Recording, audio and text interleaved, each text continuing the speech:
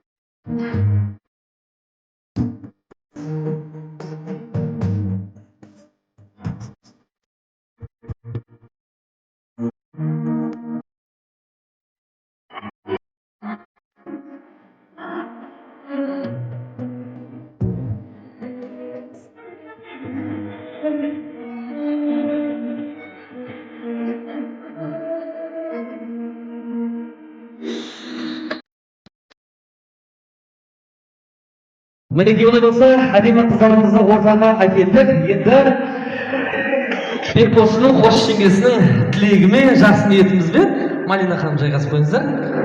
Көйлек киген қызылдан қыздай болып сызылған жеңгесі. Ал құрметті саламатсыздар. Сырға салу салтымыз ежелден келеді. Сырғамызды салуды бастайық. Рұқсат етіңіздер.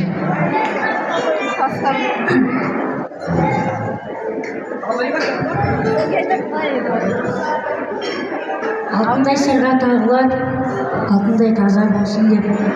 Гауһардай сырға тағылар, сезім адал болсын деп.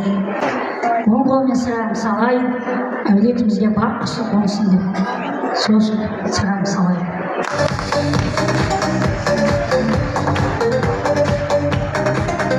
Арнайы қызымыздың құлағына жүзі жарқын, российский алтын, гауһар тасымен қошемет қайрат халқым.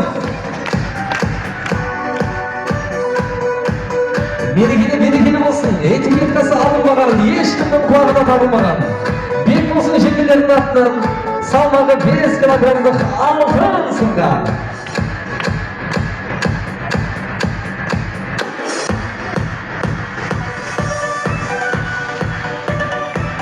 Мінекей, қызымыздың да сырғасы салынды, қошеметтер қағылды. Және де саусағына алтын сақинамызбен маңдайына французский поцелуйдың бұлғаны келді. Тамаша. Және де үкілі гамшатпен арнайы тоқылған мынау сый құрметі сізге болсын. Кейін қыз жолдасқа табыстай жатарсыздар.